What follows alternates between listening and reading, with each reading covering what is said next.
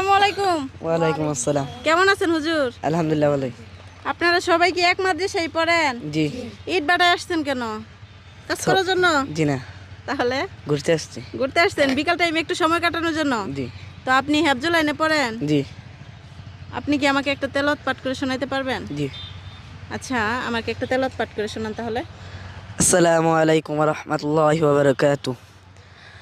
أعوذ بالله من الشيطان الرجيم.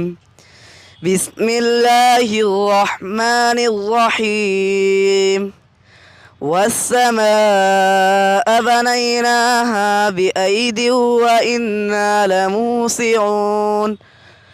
والأرض فرشناها فنعم الماهدون.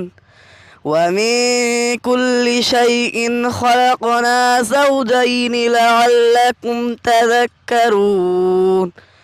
ففروا إلى الله إني لكم منه نذير مبين. صدق الله العلي العظيم. আসসালামু আলাইকুম ওয়া রাহমাতুল্লাহি ওয়া বারাকাতুহু।